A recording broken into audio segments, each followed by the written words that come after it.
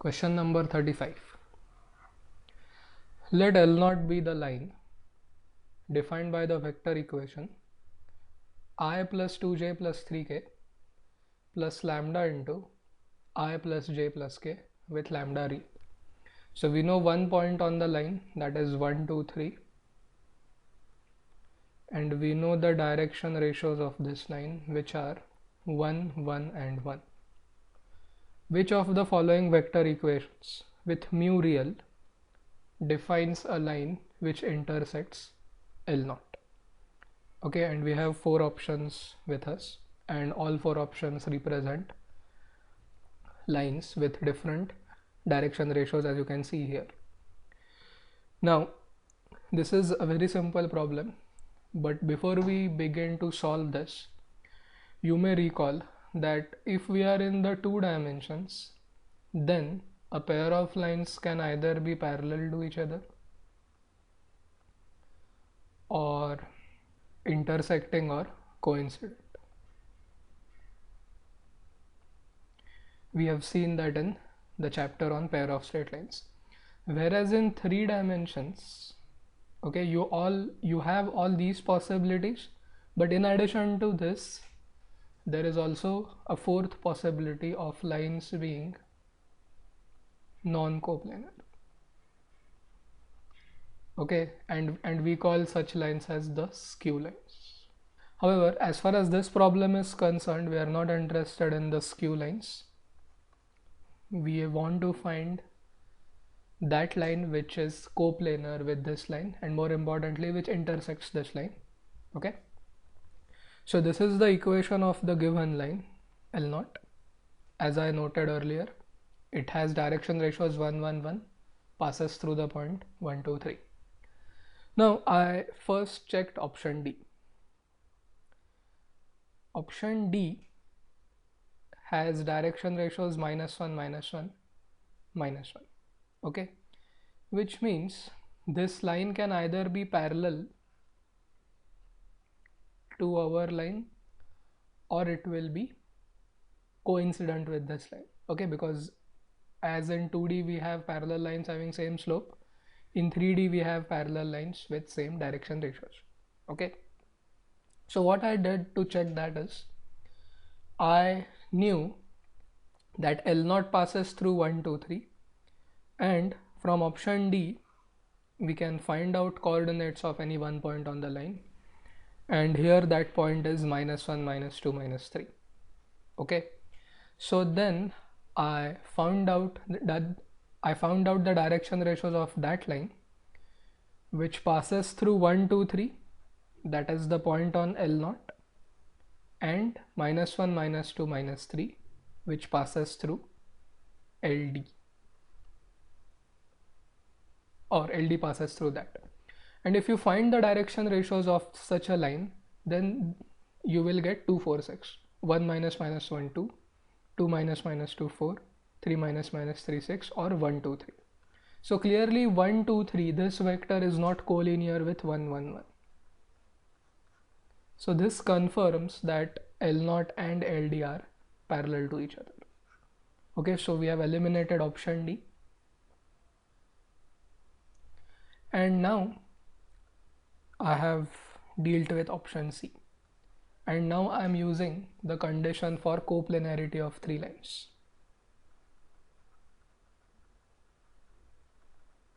Which involves the scalar triple product. Okay, so for coplanarity of 2 lines, we need to consider 3 vectors, out of which these 2 vectors represent the direction ratios of the line or the lines, and the first row is occupied by any vector passing through one point on L1 and one point on L2. You know that you have this formula in the chapter on lines. So if that determinant turns out to be 0, it means the lines are coplanar, but if the determinant is non-zero, then it means that the lines are not coplanar. Okay, so as far as option C is concerned, it has the line 2i plus 3j plus mu times I minus j. So the vector of direction ratios will sit here. 1 1 1 are direction ratios of the given line, and the given line passes through 1 2 3, this point. So if I now find the vector which joins 1 2 3 and 2 3 0, then that vector will be 2 minus 1 1, 3 minus 2 1, 0 minus 3 minus 3. And if you expand this determinant, okay, you will find that it is not 0, which means these lines are not coplanar, or they are skew lines. Okay, so we have eliminated C and D, so let's go to A now. Option A has the line 3i minus 2j plus k plus mu times minus I plus j. So again you will find that the vector of direction ratio sits here. Sorry. Yeah. So again you will find that the vector of direction ratios sits here. Minus 1 1 0, 1 1 1 direction ratios of the given line, and 1 2 3 is, or are, the coordinates of the point on the first line, and here we have got the point 3 minus 2 1. So 3 minus 1 2, minus 2 minus 2 minus 4, and 1 minus 3 is minus 2. Okay, so this is the vector joining one point on the first line and one point on the second line. So if you now expand this determinant, it will be 2 into minus 1, minus of minus 4, so plus 4 into 1 minus 0 minus minus 1, so plus 1, minus 2 into 1 minus minus 1, so 2. Okay, so this is clearly not 0, it will be 4 minus 4 0, it is minus 2. So again you got a non-zero determinant, which means L0 and LA, they are also skew. That means it must be option B. Okay, so in this sum we have used the condition for coplanarity of two lines, and you should be careful while dealing with option D. Okay, because option D will give you two coplanar lines if you pair it with L0, but if you don't pay attention to the direction ratios of LD, then you can mark option D, but option D is not the right option, because although the lines are coplanar, they are actually parallel to each other because they have the same direction ratios. Okay, so it is option B, because options A and C lead us to skew lines as far as L0 is concerned, and D is parallel to L0. So it is option B. Question number 37. Let P of n be a statement for each natural number n.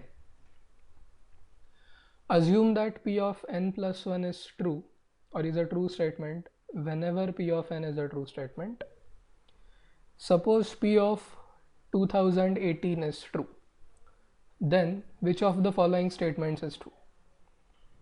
P of n is true for all values of n. P of n is true for exactly two values of n. P of n is false for at most finitely many values of n, and P of n is false for infinitely many values of n. Okay, now to solve this problem you should know the principle of mathematical induction. Okay, so the principle of mathematical induction says that if you could verify that P of m is true, or P of 1 is true, which you call the basic step, and assuming P of m to be true,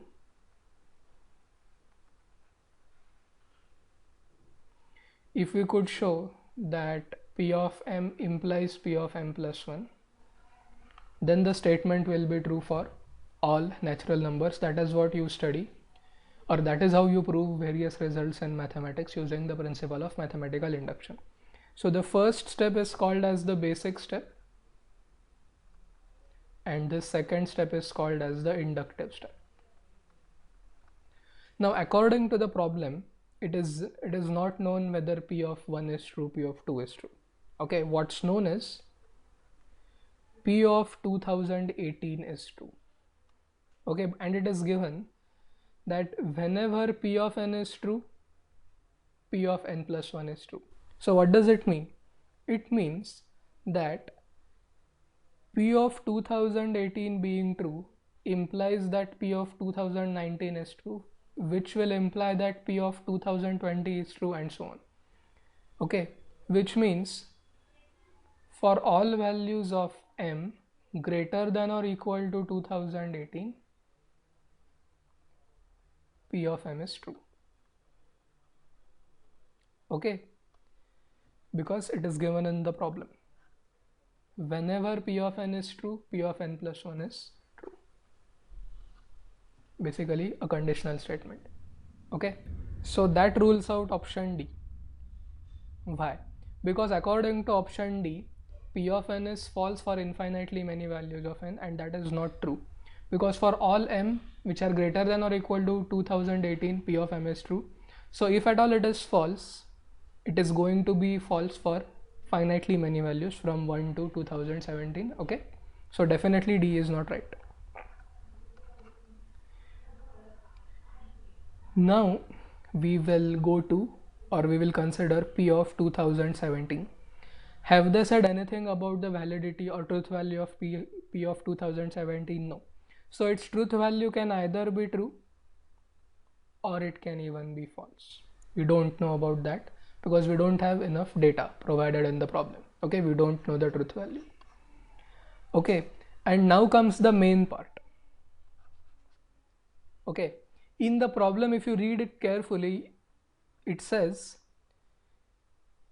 whenever P of n is true, P of n plus 1 is true. Okay, but have they said anything regarding the truth value of P of n plus 1 whenever P of n is false?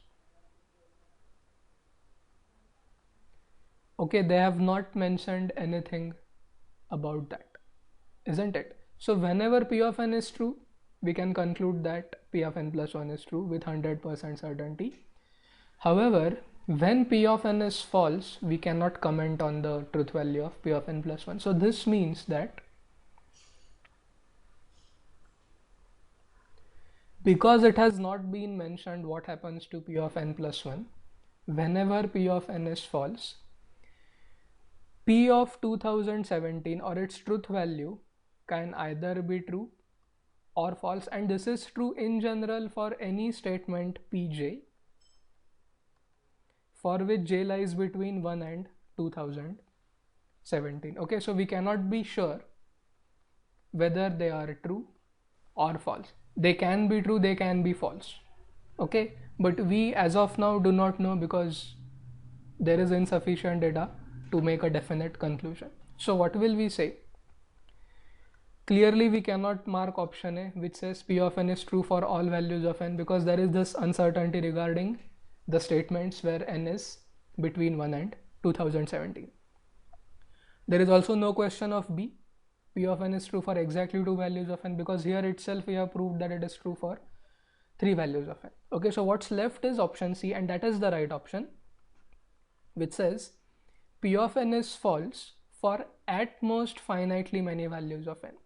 At most means in our case maximum 2070.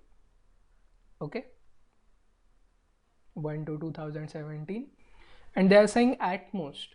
Okay, which means it is quite possible that all of them are true, it is quite possible that all of them are false, or it can be a combination. Let's say 1 is true, 2 is false, 3 is false, 4 is true, anything. But as long as there is this uncertainty, we have to mark option C. Okay, so a very good question testing your understanding of the principle of mathematical induction. Question number 38. Let y equal to f of x be the equation of the curve passing through the point 1, 1, having slope log of x to the base e or ln of x for positive values of x. Then the curve passes through the point. Okay, now what are the options? First three are the points. Okay, and here they are saying the curve passes through the point. Okay, and all of them have the same x coordinate, as you can see, and all of them have different y coordinates: log 4, 3 minus log 4, 3 plus log 4, and in D it is actually does not pass through, and that is 2 minus 2 comma minus log of 4 to the base e. So again same x coordinate but different y coordinate. Okay, so this is a simple problem based on applications of derivatives, and we are going to use the fact that slope of tangent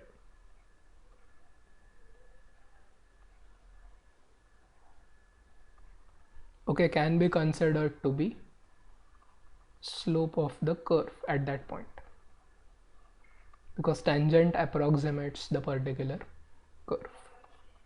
Correct?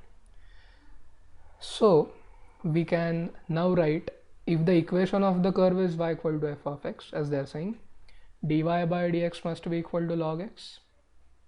Yes, that's what they are saying. Slope log of x. Now this is a differential equation in the variable separable form. So what will y be? It will be integral of log x. Take the second function as 1 and apply the rule of integration by parts. Okay, u into integral v dx minus integral of derivative of first into integral of second. Now log x's derivative is 1 upon x. 1's integral is x. So 1 upon x into x will be 1, and if you integrate it once again, it will give you x. Okay, now many of you may even already know that integral of log x is x into log x minus x, and don't forget the constant of integration, because that is going to play an important role now. Alright, because differential equation is always going to give you a family of curves, okay, which are also called as the integral curves. Okay, because you integrate the differential equation to arrive at that particular family of curves, and y equal to f of x, the given curve is going to be one such curve which passes through the point 1 comma 1. Okay, so because it passes through 1 comma 1, its coordinates must satisfy the equation of the curve, which is y equal to log x into x minus x plus c. Substitute y as 1 and x as 1. So 1 will be equal to log of 1 into 1 minus 1 plus c. Okay, now log 1 is 0. So 1 is equal to 0 minus 1 plus c, which will give you c as 2. And once you get c, put it back in the equation of the solution curve, this one, the general equation, which will give you the equation of the curve as y equal to x log x minus x plus 2. Okay, so previously we had c here because it was the general solution, and now we have particular solution.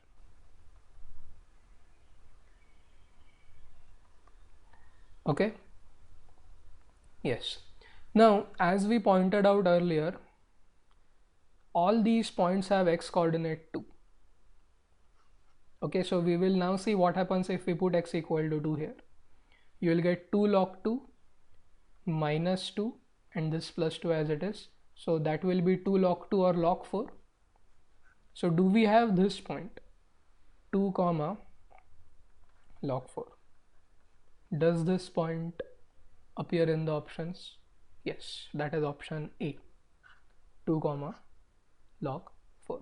Okay, so a very simple problem. You may get confused when you read slope of curve, but you should recall that if you zoom in the curve, then it approximates to a straight line. Okay, so slope of tangent can be considered as the slope of curve. Okay, now we will verify our result graphically. Okay, so the equation of the curve is y equal to x log x minus x plus 2. Okay, this is the curve, and the point that we had got is 2 comma log 4.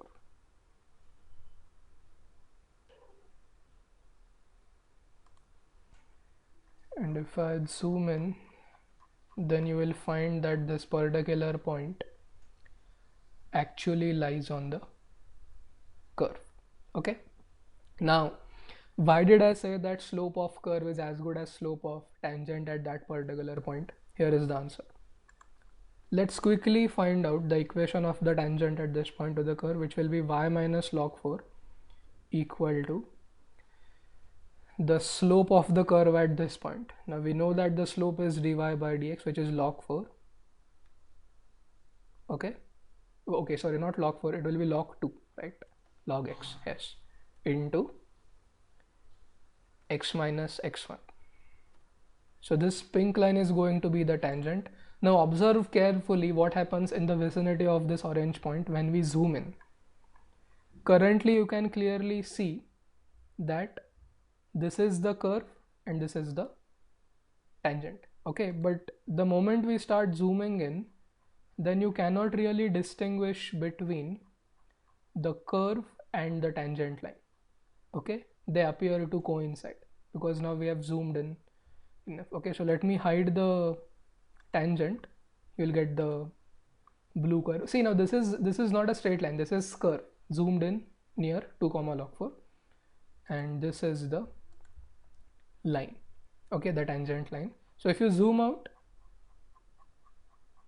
you begin to realize that okay, the blue one is not the line, it is the curve, and the orange, sorry, not orange, the pink one is the tangent. Okay, but anyways, our answer is correct. Now for this particular problem, even the option D is going to work, because if you plot the point 2 comma minus log 4, then you find that this point does not lie on the curve y equal to x log x minus x plus 2, isn't it? It lies here. So as far as this question is concerned, there are two right options. What are they? The curve passes through the point 2 comma log 4, and at the same time it does not pass through the point 2 comma minus log 4. Okay, so A is right and so is D. So that is 38. Let's go to 39th. Question number 39. This is a question on functions. How many functions f defined from R to R satisfy f of 1 equal to 10 and mod of f of x minus f of y is equal to mod of x minus y for all values of x and y in the set of real numbers 2, 4, 3 and 1. Okay, now first we write down the data. There is a function defined from the set of real numbers to the set of real numbers, and if x is equal to 1, then y is 10, or f of 1 is 10. Okay, so the graph of this function will pass through the point 1 comma 10. Okay, and it is this condition that is given to us, and this must be true for all x and y values. So it's not enough that it is true for a single one, it should be true for all values of x and y in the domain of this particular function. Okay, now two cases arise.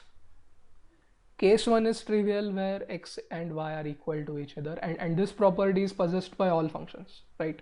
Because if x and y are equal, f of x minus f of y will be 0, and so is x minus y. Okay, so that is not of any particular interest. Let's go to case 2 now.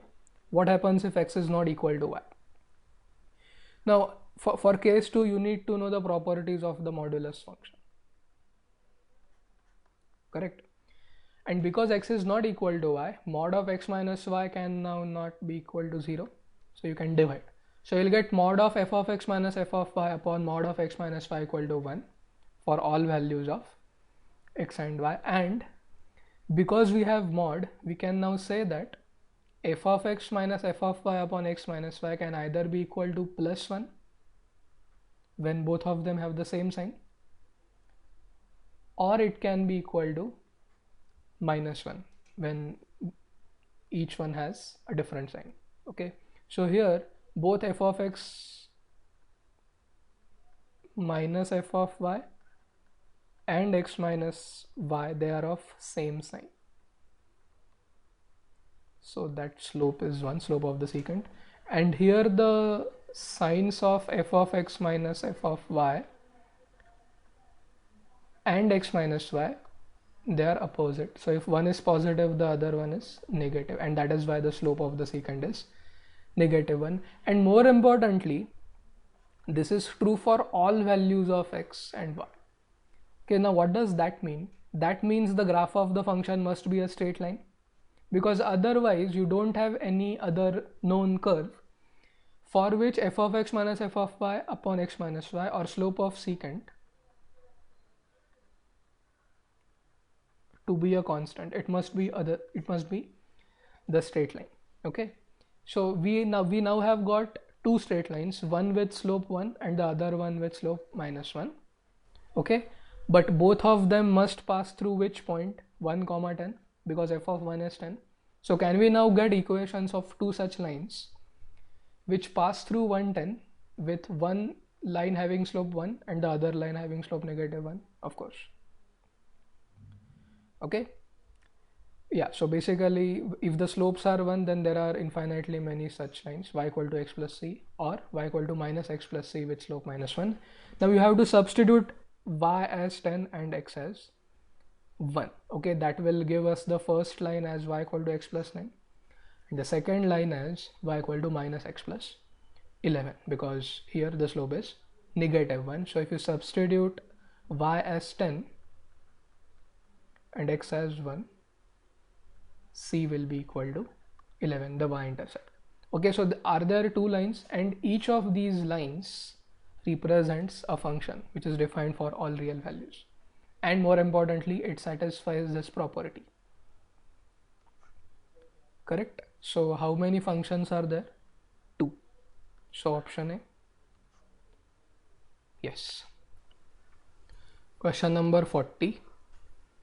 For a real number a, let tan inverse of a denote the real number theta, which lies between minus pi by 2 and pi by 2, both values excluded, such that tan theta is a. The function f of x, which is equal to tan inverse of bx squared plus 2bx plus c, where b and c are positive real numbers, is increasing on, and we have 4 intervals, open intervals. Clearly a problem on applications of derivatives. You should know that whenever a function is increasing on an interval, its derivative is positive. Okay, we call such functions to be strictly increasing, and even this condition is sometimes taken for increasing functions, so it may be a constant, okay, the function, so that the tangent is horizontal. So coming back to the problem, we know the function. Yes, so we will first find its derivative by chain rule. Derivative of tan inverse, which is the outer function, which it will be 1 upon 1 plus square of the inner function. Yes, now this is square of some real number, so there is no question of the denominator going to 0. Okay, into derivative of the inner function, that is bx squared plus 2bx plus c, which is 2bx plus 2b. Alright, for increasing functions, what condition should we consider? We should consider f dash of x greater than 0, as we pointed out. Okay, which means this part should be greater than 0, isn't it? Because this part is always going to be greater than 0 because of the nature of the terms which exist there. Correct? So if f dash of x should be greater than 0, then 2b into bracket 1 plus x is greater than 0. Now they have said that b and c are positive real numbers, so b is greater than 0, isn't it? So if b is greater than 0, then 1 plus x is greater than 0, which implies that x must be greater than -1. Okay, and do we have that option? Yes, that is option B.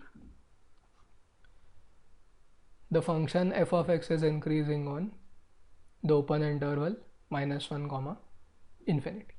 Correct? Very simple problem. Let's verify this graphically. The function is tan inverse of bx squared plus 2bx plus c. Yes, and we have the interval minus 1 to infinity. Okay, so now you can see that no matter what values you have for b and c, positive values, not negative, positive values, okay, the function is actually increasing. All right, yes, the moment one of them becomes negative, then it need not hold that particular property. Okay, particularly when b is negative, you can clearly see that the function is decreasing. Okay, but as far as our case is concerned, where both b and c are positive, the function is increasing. And what is going to be its limit at infinity? Can you guess? It is going to be pi by 2. Okay, like any other tan inverse function. Correct? You can see that this orange line is the asymptote, horizontal asymptote of tan inverse of bx squared plus 2bx plus c. Okay, and the function has local and global minimum at x equal to minus 1, meaning the tangent there is horizontal to the x-axis. Well, the tangent there is parallel to x-axis or horizontal.